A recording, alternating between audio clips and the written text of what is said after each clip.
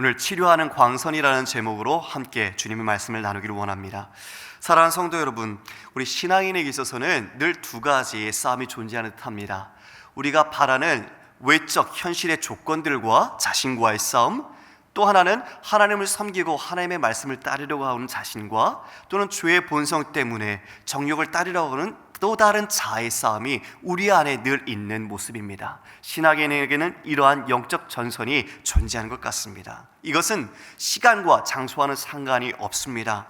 늘 우리 안에서 발견되고 옛날이나 지금이나 여전히 우리 신자들에게 있어서는 똑같이 있는 어려움이기도 합니다. 말라기 시대도 다르지 않았던 것 같습니다. 포로된 자들이 돌아와서 성전을 재건하고 하나님을 섬기는 열심이 있었습니다. 신앙 회복을 위해서 그들은 열심을 냈었죠. 그러나 시간이 지나면서 그들이 원하는 현실의 기대, 또 원하는 결과에 부응하지 못하자 그들은 마음속에 실망을 하기 시작했습니다. 그리고 그들은 더 나아가서 자신이 섬기려고 했던 그 열심이 점차 식어갔던 것이죠. 이것은 하나님에 대한 회의, 하나님에 대한 의심으로까지 나타나게 됩니다. 오히려 더 나아가 악인들이 형통하고, 오히려 하나님을 시험하는 자가 재앙을 면한다고 말하고, 교만한 자가 더 복되다고 말하는 그 악한 자들을 더 두둔하는 그런 현상까지 나타나게 되었던 것입니다. 이러한 모습은 지금의 현실과도 별반 다르지 않은 것 같습니다. 우리 또한 그러한 세상 가운데 느끼는 마음이 동일할 수 있기 때문입니다. 하나님의 언약 백성이었던 그들이 하나님을 의심하기 시작했고, 하나님의 이름을 존중히 여기지 않았습니다. 그러므로 그들이 드리는 제사는 이제 종교적 형식, 외양만을 남긴 채로 나아갔던 것이죠. 그래서 제사는 본질을 잃어버렸습니다. 그리고 심지어 어떻게 됩니까? 바쳐서는 안 되는 부정하고 병든 제물까지 바치기 시작합니다.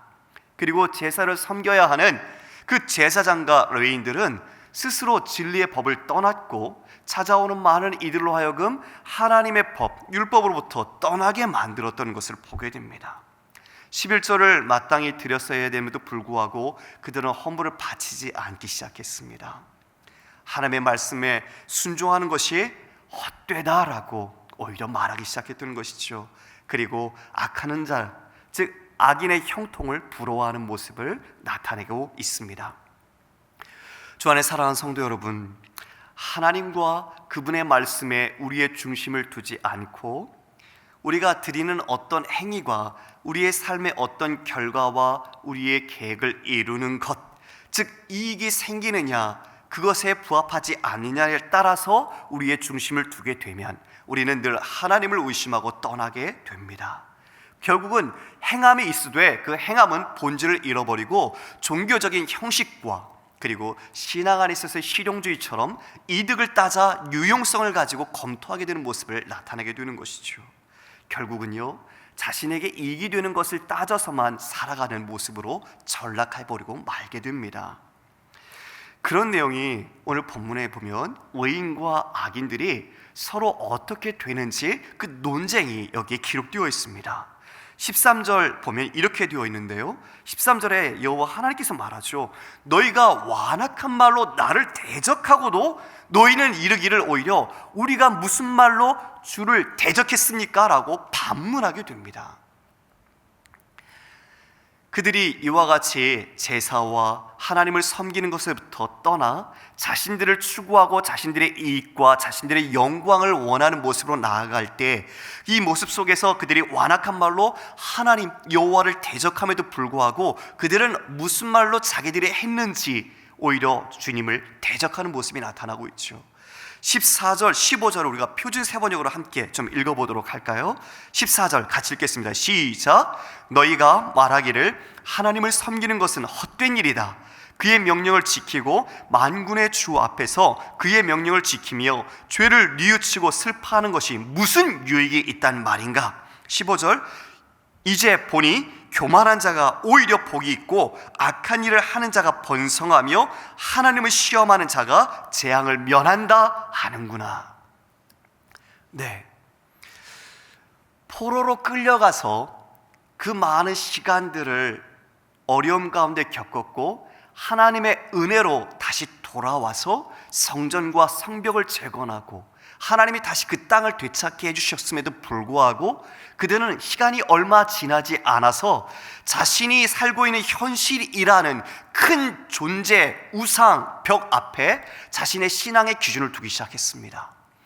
인간이 부패한 존재이기에 이 삶과 떠나서 살 수는 없겠지만 하나님께서 그와 같은 큰 교훈을 역사적으로 주셨음에도 불구하고 그들은 다시 자신 앞에 놓여있는 현실이 하나님보다 더 큰 것으로 다가오기 시작했던 거죠. 그래서 오히려 이들은 말합니다. 하나님을 섬기는 것은 헛된 것이다. 그의 명령을 지키고 죄를 뉘우치고 슬퍼하지만 무슨 유익이 있단 말인가. 오히려 교만한 자가 복되고 악인이 번성하고 더 나아가 시험하는 자, 하나님을 시험하는 자가 재앙을 면하는구나, 이렇게 말을 했던 것입니다. 하나님은 이들을 다시 그 바벨론의 포로된 곳에서 불러오셨음에도 불구하고 이들이 이와 같은 말을 하는 것을 보시며 어떠한 마음을 가지셨을까요? 참 안타깝고 참으로 슬퍼하고 참으로 비탄한 마음이 아니었을까, 그런 마음이 듭니다. 하나님을 섬기되 하나님을 섬기는 것에 따라서 내게 실리가 있느냐, 내게 이익이 있느냐라는 종교적 실용주의, 실리를 추구하는 모습을 낱낱이 드러내고 있는 거죠. 16절을 보겠습니다. 하나님께서 그때에 이와 같이 행하십니다. 그때에 여호와를 경외하는 자들이 있었습니다. 그들이 피차 말을 하는 것을 하나님은 들으셨습니다. 그리고 무엇이라고 말씀하십니까? 여호와께서 그것을 분명히 들으시고 여호와를 경외하는 자와 그 이름을 존중히 여기는 자를 위하여 여호와 자기의 이름 앞에 있는, 자신 앞에 있는 기념책에 기록하셨다라고 말하고 있습니다. 사랑하는 성도 여러분, 하나님은 들으시는 하나님이심을 믿습니다. 그렇습니다. 하나님은 악인의 말과 또 하나님을 섬기는 의인의 말을 들으시는 하나님이십니다. 하나님은 분명히 그 자신을 경외하는 자, 자신의 이름을 존중히 여기는 자를 따로 구별하십니다. 그리고 그들을 자신의 특별한 소유로 삼아 아버지를 섬기는 아들과 같이 아끼겠다라고 말씀을 하고 있습니다. 우리가 17절을 함께 읽어볼까요? 17절 시작. 만군의 여호와가 이르노라, 나는 내가 정한 날에 그들을 나의 특별한 소유로 삼을 것이요 또 사람이 자기를 섬기는 아들을 아낀 같이 내가 그들을 아끼리니 라고 말씀하셨습니다. 나의 특별한 소유로 삼겠다. 여기서 이 소유라는 히브리 말이 세굴라라는 말입니다. 이 말의 의미는요, 왕이 가지고 있는 금은 보화를 의미하는 것입니다. 즉 하나님께서 자신을 경외하고 자신의 이름을 존중히 여기는 자를 그 왕이 갖고 있는 금은 보화 같이 가치 있고 고귀하고 존재, 가장 보배로운 존재로서 내가 그들을 여기겠다, 아끼겠다라고 말씀하신 것입니다. 할렐루야. 그렇습니다. 여기에 있는 한 분 한 분, 바로 여러분들이 하나님께서 구별하셔서 하나님이 가장 아끼시고 보배로 여기시는 분이라는 것입니다. 바로 이 세상 가운데 하나님이 택하시고 하나님의 그 마음속에 심으시고 그 기념책에 기록하셔서 하나님이 끝날까지 보호하시고 인도하시는 하나님의 귀한 존재라는 것을 말씀해주고 있는 것입니다. 이 단어 소유라는 이 말은요, 출애굽기 19장 5절에 나타나고 있는데요, 우리가 함께 말씀을 볼까요? 읽겠습니다. 시작. 세계가 다 내게 속하였나니 너희가 내 말을 잘 듣고 내 언약을 지키면 너희는 모든 민족 중에서 내 소유가 되겠고. 바로 여기서 이 소유가 세굴라라는 단어입니다. 시내산에서 이스라엘 백성과 언약을 맺을 때에 하나님께서 이스라엘 민족을 이 세계 모든 민족 중에서 자신의 특별한 소유로 삼겠다라고 선포하셨습니다. 언약 백성으로 삼으신 것이죠. 언약 백성, 하나님의 소유된 자들, 그들로 삼으신 것입니다. 그러면 그들이 응당해야 될 특징과 의무는 무엇입니까? 하나님의 말씀을 지키는 것입니다. 하나님께 주신 말씀을 지키며 순종하는 것입니다. 몸에 할례한 자가 아니라 마음에 할례를 한 자로서 하나님의 그 말씀을 우리 삶에 적용하고 우리 삶의 모든 영역에 실천하며 나가는 것을 말씀하고 계시는 것입니다. 예수님도 말씀하셨죠. 나의 계명을 지키는 자라야 나를 사랑하는 자다. 그렇습니다. 주님께서 자신을 경외하는 우리를 자신의 특별한 보물과 같이 아끼십니다.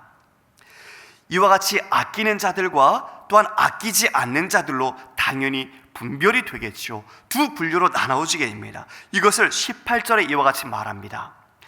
의인과 악인을 나누고, 즉 하나님을 섬기는 자와 섬기지 않는 자를 나누게 됩니다. 그 이유는 하나님께서 구원하시는 자와 심판하시는 자를 각각 알게 하시기 위함입니다.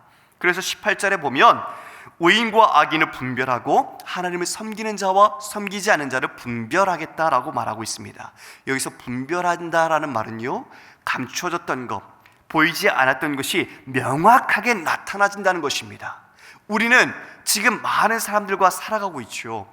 누가 하나님을 섬기는지 중심으로 정말 우리는 파악하기가 어렵습니다. 그러나 주님께서 정한 날, 주님께서 오시는 그날 이 모든 것은 밝히 드러내진다는 것이죠. 왜요?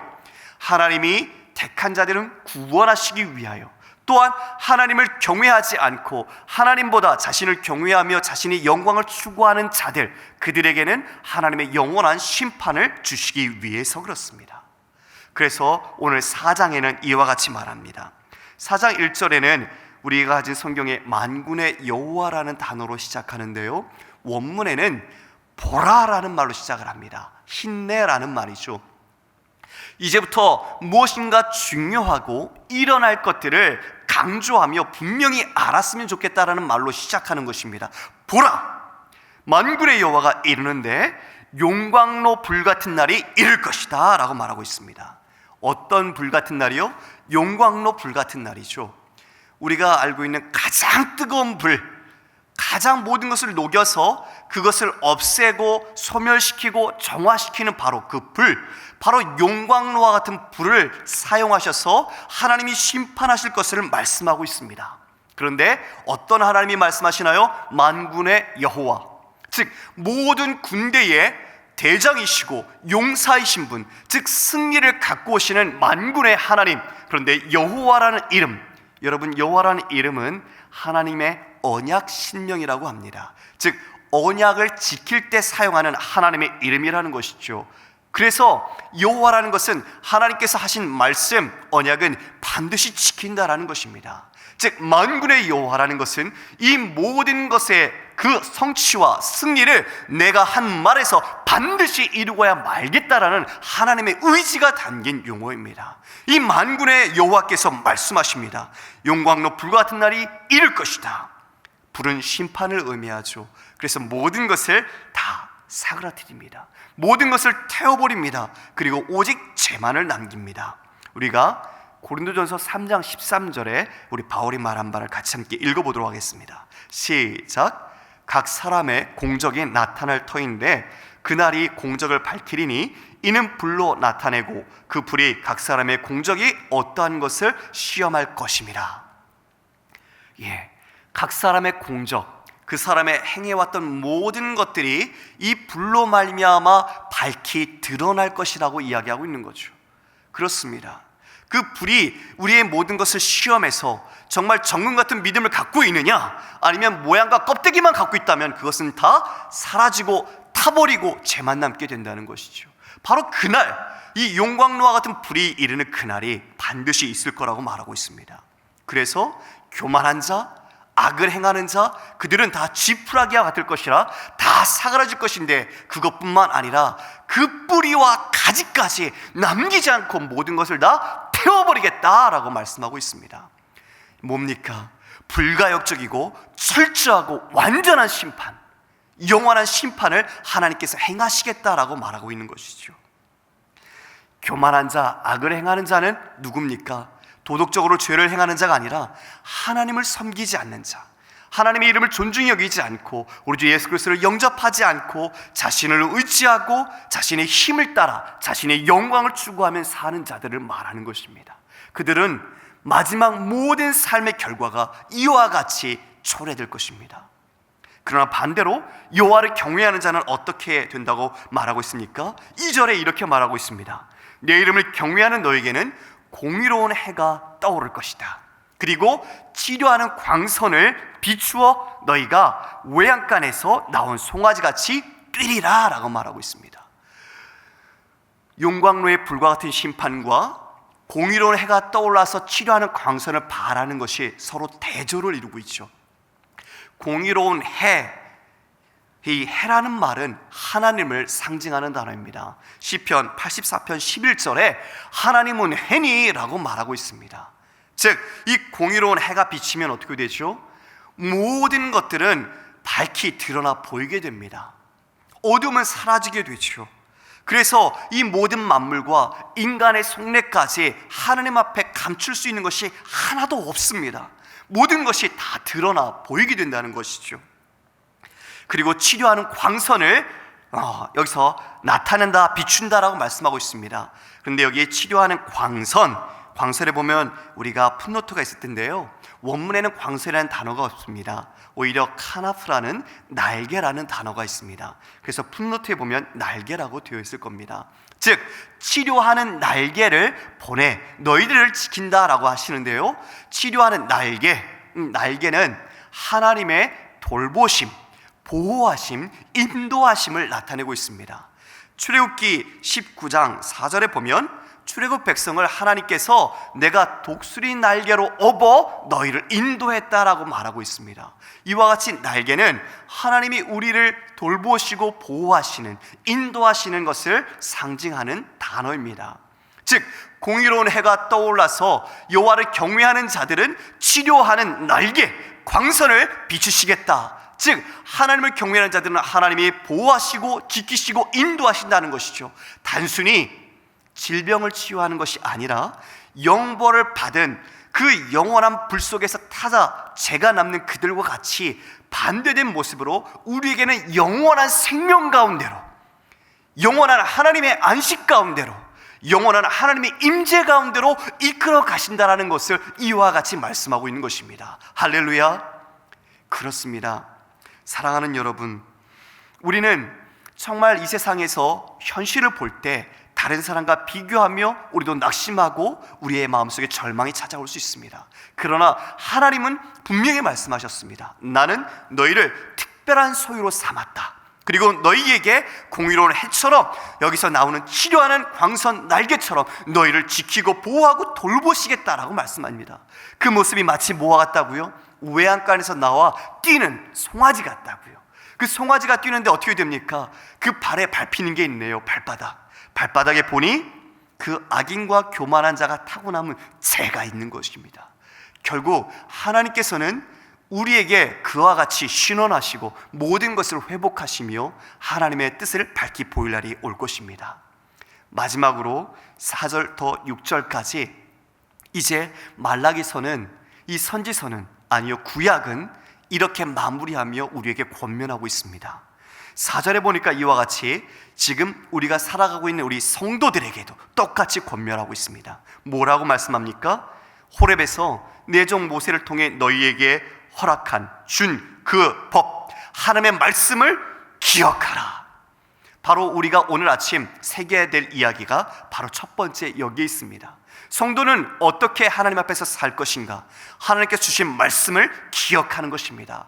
이것은 단지 우리의 뇌리 속에만 기억하는 인식을 말하는 것이 아니라 우리의 삶의 모든 영역까지, 여러분이 하나님의 주권을 실현하고 드러내야 하는 우리의 삶의 총체적인 모든 영역에 하나님의 실천을, 적용을 말씀으로 이루어내야 한다는 것입니다. 할렐루야. 오늘 이 시간 여러분 기도하십시오. 만약 하나님의 이 말씀, 하나님의 주권을 내가 드러내지 못하는 은밀한 영역이 있다면 하나님 앞에 회개하십시오. 그리고 하나님의 말씀을 기억하여 그 가운데 지켜나가시기를 간절히 권면합니다. 그리고 둘째는 이렇게 말하고 있습니다. 5절에 보니까 여호와의 크고 두려운 날이 이를 것이다. 여호와의 크고 두려운 날, 여호와의 날은 요엘서에서도 나타나고 있는데요, 바로 심판의 날을 말하고 있습니다. 심판과 더불어 우리에게는 구원의 날을 말하고 있는 것이죠. 그날이 반드시 이른다라고 이야기하고 있습니다. 그러면서 내가 선지자 엘리야를 너에게 보낼 것이다.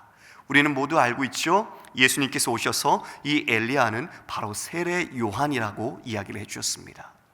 주 안에 사랑하는 여러분, 우리가 두 가지를 기억합시다. 하나님의 말씀을 기억하고 지키는 것이 이 시대에 치열하고 이 세상의 현실과 외적인 성공과 그것이 마치 모든 영광인 것처럼 우리를 압도하려고 하는 이 세상의 가치 속에서 우리는 반드시 소유된 하나님의 백성으로서 하나님의 말씀을 기억하며 지켜야 할 것입니다. 또 하나는 여호와의 크고 두려운 날이 분명히 우리에게 임한다는 것입니다. 우리가 이것은 종말론적인 시각이 여기 담겨 있습니다. 하나님 오시면 밝히 아까 말한 용광로 불과 같은 날, 그러나 우리에게는 그 공의로운 해처럼 하나님이 치료하는 광선과 그 날개로 끝까지 우리를 생명 가운데로 이끄시는 하나님의 은혜와 전적인 돌보심이 있다는 것을 기억합시다. 치열한 오늘 한날을 우리 일상 가운데 살아내야 할 것입니다. 그러나 우리의 이 두 가지를 반드시 기억하며 하나님의 특별한 소유인 우리가 하나님의 말씀을 기억하고 또한 하나님 그 임하시 크고 두려운 날을 우리가 바라보면서 우리가 단장한 신부같이 정결한 몸으로 하나님 앞에 말씀을 지켜 순종하는 귀한 은혜의 한날이 되기를 주님의 이름으로 축복합니다. 아멘. 같이 기도하겠습니다. 하나님, 내 안에 주님의 말씀을 온전히 지키며 순종하는 모든 삶의 영역이 되게 해 주옵소서. 하나님만을 온전히 바라고 다시 그 여호와의 크고 두려운 날, 그 날이 임할 것을 분명히 알기에 우리 자신을 거룩하고 또 순결하고 하나님 앞에 단장한 신부와 같이 지켜가는 믿음의 한날이 되게 하여 주옵소서. 그리고 특별한 주님의 그 치료하는 날개, 치료하는 광선이 우리에게 늘 있음을 기억하고 하나님 주님을 의지하여 힘을 내서 승리하는 믿음의 우리의 나날들이 되게 하여 주옵소서. 우리 기도 제목과 우리의 간절한 기도의 개인의 기도 제목 가지고 기도하며 주 앞에 나가겠습니다. 사랑하는 하나님, 감사합니다. 하나님, 오늘도 주신 귀한 하나님의 말씀을 우리의 마음속에 다시 새겨봅니다. 하나님, 교만한 자가 복되고 악인이 번성하고 하나님을 시험하는 자가